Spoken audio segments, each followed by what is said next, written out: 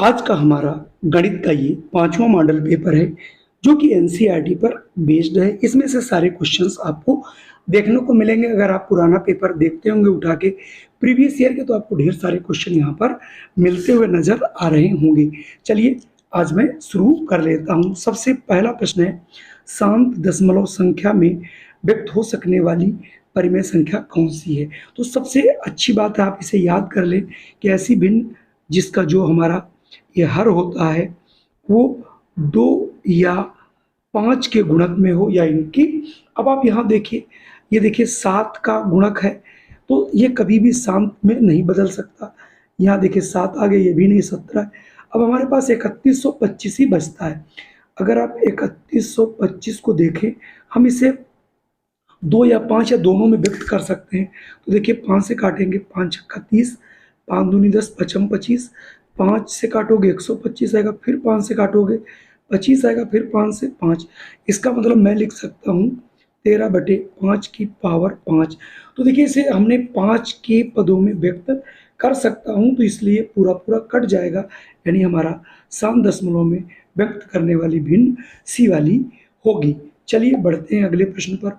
अगला है, निश्चित घटना की प्रायिकता कितनी होती है। तो सदैव आपको याद रखना है, जो निश्चित प्रायिकता होती है वो होती है बच्चों 1, यानी 1।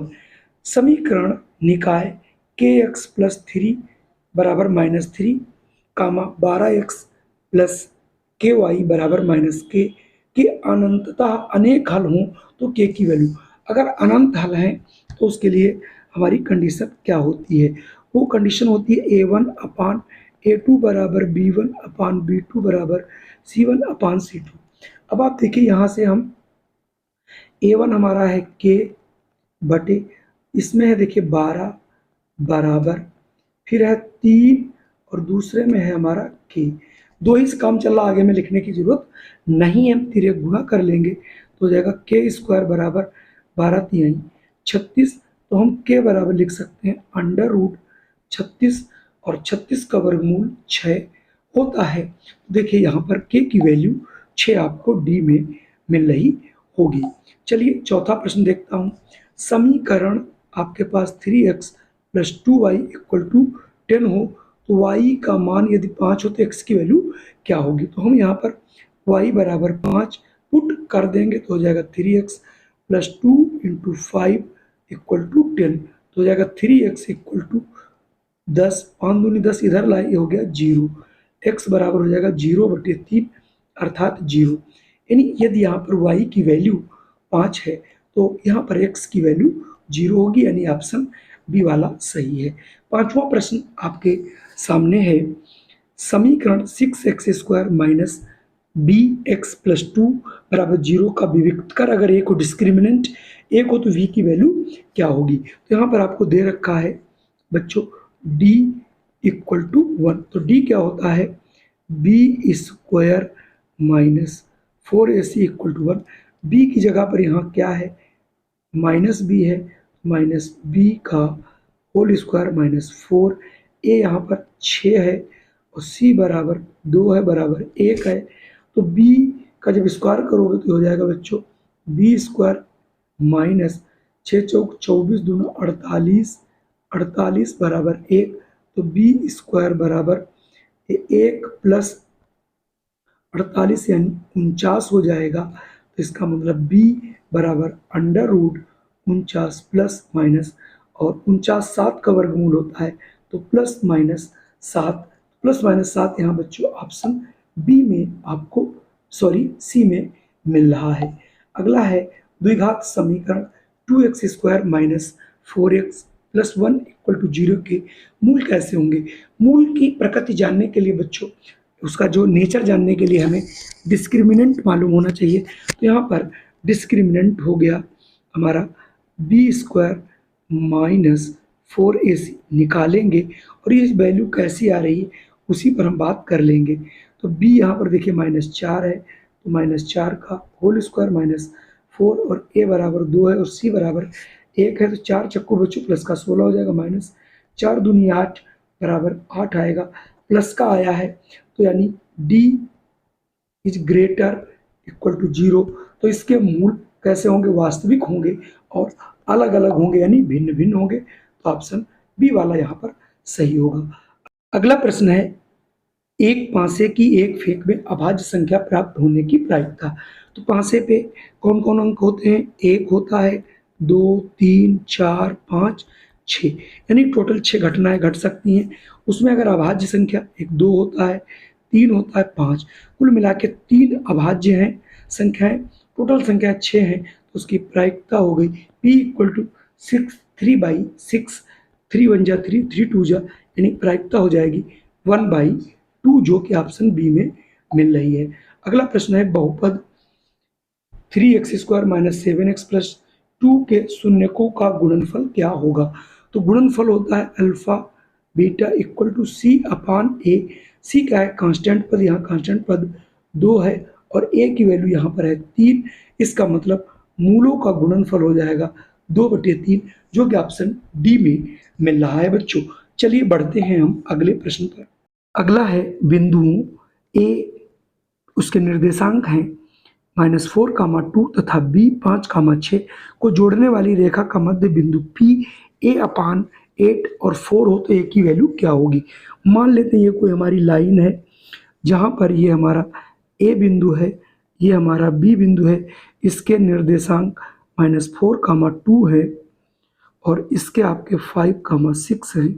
ये मिडिल पॉइंट है, ये A/8 और 4 है। तो अगर मैं x बराबर निकालूं, x बराबर क्या होता है, x1 + x2/2, ये मध्य बिंदु के निर्देशांक है। तो यहाँ पर x हमारा A/8 है और यहाँ पर x1 -4 है प्लस x2 हमारा यहाँ पर कितना है, 5 है बटे 2, तो आ जाएगा ये 1/2। तो इसका मतलब हमारा यहाँ पर तिर्यक गुणा करोगे, 2 1 कम 2 और 8 1 कम 8, यानी 2a बराबर 8 है। तो a बराबर 8/2 यानी 4 होगा। इसका मतलब a की वैल्यू हमारी कितनी होगी बच्चों, 4 होगी, जो कि ऑप्शन डी में मिल रही है। अगला प्रश्न है, बिंदुओं साइन थीटा और कॉस थीटा - कॉस थीटा के बीच की दूरी क्या होगी। तो दो बिंदुओं के बीच की दूरी क्या होती है बच्चों, आपको आना चाहिए √x1 - x2 का whole square plus y1 - y2 का होल स्क्वायर। ये होता है दो बिंदुओं के बीच की दूरी। तो यहाँ पर x1 है साइन थीटा माइनस, और यहाँ पर x2 है कॉस थीटा का होल स्क्वायर प्लस ये हो जाएगा साइन थीटा y1 और ये प्लस माइनस माइनस प्लस हो जाएगा कॉस थीटा का होल स्क्वायर बच्चों। अब आप देख रहे होंगे जब आप इसको खोलोगे तो आएगा sine square theta plus cos square theta -2 sine theta cos theta, ये a + b का whole square sine square theta plus cos square theta plus 2 sine theta cos theta, ये और ये कट जाएगा, ये अंडर लगेगा। Sine square theta plus cos square theta 1 होता है और इधर भी sine square theta plus cos square theta 1 होगा, तो √112, यानी इन दोनों के बीच की जो दूरी होगी बच्चों वो √2 होगी, जिसे मैंने आपको प्रूफ करके दिखाया। अगला प्रश्न है, यदि cosec A equal to sec A और जो A है उसकी वैल्यू 0 से बड़ी है या 0 के बराबर है, 90 से छोटी है या 90 के बराबर है, तो कोसेक A को बच्चों हम देखिए इस वाले को लेंगे, इसको मैं लिख सकता हूँ 1/sin थीटा बराबर 1/cos थीटा। तिर्यक इसको तिर्यक गुणा कर दें या इसको हम यहाँ ले आए तो ये हो जाएगा cos थीटा बटे sin थीटा इक्वल टू 1, ये हो जाएगा cot थीटा इक्वल टू 1। तो फिर cot theta equal to, cot में 1 की वैल्यू किसकी होती है आप लोग जानते होंगे, cot 45। इसका मतलब a या थीटा की वैल्यू कितनी हो जाएगी 45, यानी सेक a और कोसेक a में 45 की वैल्यू सेम होती है। अगला प्रश्न 12वां है, 1 - tan square theta 45/1 + tan square की वैल्यू क्या होगी। अगर मैं इनकी वैल्यू ही रख दूं तो 1 - tan की वैल्यू होती है बच्चों 1 का स्क्वायर -1/1 का स्क्वायर, तो हो जाएगा 1 - 1/1 + 1। तो हो जाएगा 0/1 यानी 0, यानी 0 किसकी वैल्यू होती है, तो cos 90 की वैल्यू 0 होती है। इसका मतलब ये वैल्यू cos 90 के बराबर है। cos 90 की वैल्यू सदैव बच्चों 0 होती है। चलिए बढ़ते हैं हम अगले प्रश्न पर। आप लोग इसका आंसर देने की जरूर कोशिश करिए। एक घड़ी की मिनट की सुई 8 सेंटीमीटर लंबी है। 5 मिनट में मिनट की सुई द्वारा बनाए गए त्रिज्य खंड का क्षेत्रफल क्या होगा। यानी जो त्रिज्य खंड है ये 5 मिनट में, 5 मिनट कितना होता है बच्चों, ये और ये 5 मिनट में कितना चलेगी, चूंकि 1 मिनट में कितना चलती है, ये 6 मिनट चलती है। तो 6 36, इसका मतलब यहाँ पर 6 पंजे 30 यानी 30 डिग्री का कोण बनाएगी। तो किसी भी कोण के द्वारा ये पूरा चलने में इसको 360 लगता है, तो केवल 30 डिग्री में कितना घेर पाएगा, तो होता है formula pi r square theta बटे 360। चूंकि यहाँ पर पाई आर स्क्वायर थीटा की जगह 30 है, 30 बटे यहाँ हो जाएगा बच्चों 360। 0 0 3 एकम 3 दूनी 6, यानी पाई आर स्क्वायर बटे 12, यानी 12वां भाग इसका घेरेगी। या आप समझ सकते हो 5-5 मिनट के इसमें 12 खंड बनते हैं, तो 12 पंजे 60 होता है। तो पाई आर स्क्वायर बटे 12 जो है क्षेत्रफल घेर पाएगा, यानी ऑप्शन बी वाला यहाँ पे सही होगा। अगला प्रश्न आपके सामने है। त्रिज्या 10.5 सेंटीमीटर और 60 अंश त्रिज्य खंड वाले कोण वाले त्रिज्य खंड की परिमाप क्या होगी, यानी त्रिज्य खंड का परिमाप क्या होगा। अब आप ऐसा कोई वृत्त बनाया जिसकी त्रिज्या 10.5 है और यहाँ से कोण आपने 60 ले लिया, तो 60 हो गया। तो त्रिज्य खंड कोण वाले त्रिज्य खंड का परिमाप, यानी इसका परिमाप कितना, संपूर्ण नहीं पूछ रहा, केवल परिमाप। तो इसका परिमाप, इसका मतलब ये हमारी परिधि है, और परिधि में 60 डिग्री बनाएगा तो उसकी परिधि कितनी होगी, वैसे तो परिधि होती है 2 पाई आर। अगर कोई कोण के साथ थीटा बटे 360 होता है तो 2 हो गया, पाई हो गया, आर हो गया, इंटू थीटा, थीटा की जगह हो गया 60 बटे 360, 1 जा और 6 जा, तो ये हो जाएगा 2 पाई होता है 22 बटे 7 और आर था 10.5 बटे 6। अब आप यहाँ से इसको काट सकते हो बच्चों। 7 एकम 7 और 7 एकम 7, 7 पन्ना 35, 1.5 काटोगे, फिर 3 से काट लो, 3 दूनी 6, 3 5 15 यानी 0.5 आएगा। फिर 2 से ये 11 कट जाएगा, 11 दूनी 22, 22 पंजे 110, 110 में 1 के बाद दशमलव लगा दोगे, यानी 11 सेंटीमीटर, यानी ऑप्शन डी हो जाएगा। अगला प्रश्न है आपके सामने।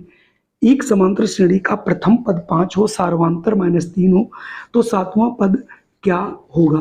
तो इसके लिए अपने फार्मूला बच्चों पढ़ा है कि nवां पद an बराबर a plus n minus 1 into D होता है। तो यहाँ पर पहला पद हमारा है 5 प्लस 7वां पूछ रहा 7 माइनस 1, और डी कितना है -3 है, तो ये बच्चों आ जाएगा 5 प्लस ये बचेगा हमारा 6 इंटू -3, तो आ जाएगा 5 छतियाँ 18 हो जाएगा, घटा दोगे तो माइनस का 13, यानी अगर इसका 7वां पद निकाला जाएगा तो -13 आएगा, जो कि ऑप्शन ए में आपको मिल रहा है। अगर मैं अगले प्रश्न की बात करूं, अगला प्रश्न का आंसर आगे अगले प्रश्न पे मिलेगा, लेकिन मैं लगा के आपको बता देता हूं। यदि 10 सेंटीमीटर कोण के एक घनाकार लकड़ी के टुकड़े को काटकर अधिकतम आयतन का एक शंकु बनाया जाए तो शंकु का आयतन क्या होगा। अब आपको मैं पहले बड़ा सा एक चित्र बनाता हूं जिससे आप कभी भूले ना ये सवाल। ये देखिए आपके सामने एक ये हमने बना लिया आपका घन। इसमें से अगर आप एक ये बेलन काट ये शंकु बनाओगे तो शंकु की जो त्रिज्या होगी वो भुजा की आधी हो जाएगी। ऊंचाई आपकी कितनी रहेगी, जितनी कि इसकी भुजा है। तो इसका मतलब ये हुआ अगर इसकी आपने 10 सेंटीमीटर कोण, तो इसकी भुजा 10 है, तो इसकी जो त्रिज्या होगी, जो आपका ये शंकु आप काट रहे हो, ऊंचाई इसकी 10 रहेगी, त्रिज्या 5 हो जाएगी। अब आपको इसको काटना है इसमें शंकु, तो अधिकतम कितना हो जाएगा। शंकु का आयतन बच्चों होता है, आयतन नहीं पूछ रहा, हाँ, शंकु का आयतन होता है, शंकु का आयतन होता है 1/8 1/3 पाई आर स्क्वायर एच। ठीक है, तो यहाँ पर आप 1/3 लिख देंगे, पाई 22/7 लिख लेंगे, आर यहाँ पर आपकी 25 और ऊंचाई 10 रख दोगे, और इनको जब गुणा करोगे ऊपर का तो ये आ जाएगा बच्चों देखिए 5500/7 या 21। जब आप इसको भाग करोगे ये आ जाएगा 261.9047। तो यहाँ से 261.9 वाला आंसर सही होगा, याद रखना है। आगे भी इसको मैं देख लेता हूँ। 261.9 आंसर आ रहा है, जो कि उन्होंने 2 अंकों तक लिया है। तो यहाँ से ऑप्शन देखिए सी वाला सही हो जाएगा। उधर आप इसको वीडियो को रोक करके भी देख सकते हो।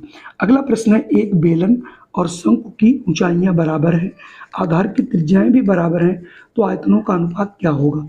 इसका मतलब अगर बेलन का आयतन हमारा क्या होता है पाई आर स्क्वायर एच, और शंकु का आयतन होता है 1/3 पाई आर स्क्वायर एच। तो आर दोनों की सेम है, तो आर में आर रख दिया, एच भी, तो दोनों कट जाएंगे, तो ये क्या हो जाएगा 3/1, अर्थात 3:1। यानी बेलन और शंकु की अगर ऊंचाई और आधार की त्रिज्या बराबर हो तो उनका आयतन 3:1 होगा। चलिए अगले प्रश्न पर बढ़ता हूँ।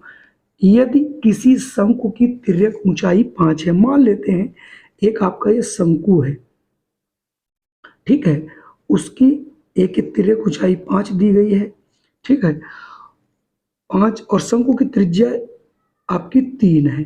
तो ऊंचाई पूछ रहा है, तो यहाँ पर आप ए बी सी, इसका मतलब ये समकोण त्रिभुज बन रहा है, तो हम लगा देंगे AC स्क्वायर बराबर AB स्क्वायर प्लस आपका BC स्क्वायर। तो चूंकि शंकु क्या हो जाएगी ऊंचाई निकल आएगी, AC हमारी 5 का स्क्वायर है, AB पता ही नहीं है, और BC हमारा 3 का स्क्वायर होगा। ये 25 बराबर AB स्क्वायर प्लस 3 या 9, तो ये 25 - 9 बराबर AB स्क्वायर हो जाएगा। इसका मतलब AB स्क्वायर इक्वल टू ये बचेगा बच्चों 16, तो AB बराबर √16 यानी 4, यानी इसकी ऊंचाई कितनी आ जाएगी 4। संभवतः ये वाला पेपर भी आपको समझ में जरूर आया होगा। चलिए बढ़ते हैं अगले प्रश्न पर। अगला प्रश्न है 1 से 10 तक की धनात्मक सम संख्याओं का समांतर माध्य। तो 1 से 10 तक सम संख्या होंगी कितनी, 1 2 4 हो जाएगा, अगली संख्या 6 होगी, फिर 8 होगा, फिर 10 होगी। कुल मिला के ये संख्याएं हो गई बच्चों 5। 5 से भाग कर दो तो ये क्या निकल आएगा समांतर माध्य। तो 2 और 4 6, 6 12 8 20 और 10 30, यानी 30/5, 5 एकम 5 का 30, अर्थात इसका जो समांतर माध्य आएगा वो 6 आएगा, जो कि ऑप्शन सी में है। अगला है निम्नलिखित आंकड़ों का बहुलक। बहुलक का मतलब होता है जिसकी बारंबारता सबसे अधिक हो। अगर आप यहाँ पर देखें, एक ये 38 है, मैं आपको थोड़ा जल्दी बताने की कोशिश में हूँ, ये 38 है, एक ये 38 है, एक ये 38 है, ये यानी 4 बार 38 आया है। और यहाँ पर हालांकि 25 कितनी बार देखो, 1 बार 2 बार 3 बार, 3 बार आया है, तो इसका मतलब 3 ही बार है। तो इसका मतलब इसका जो बहुलक होगा, चूंकि 38 जो है इसकी बारंबारता जो है बच्चों 4 बार है, जो सबसे अधिक है, इसलिए इसका बहुलक हमारा कितना आ जाएगा 38। कुल मिला के आज ये हमारे 20 प्रश्न थे। कैसे लगे, अगर ये प्रश्न आपको पसंद आए तो कृपया इस वीडियो को लाइक कर दीजिए। चैनल पे पहली बार हो तो इसे सब्सक्राइब अवश्य कर लीजिएगा। जय हिंद, वंदे मातरम। इस प्रकार की वीडियो प्रतिदिन आपको मिलती रहेंगी। जय हिंद, वंदे मातरम।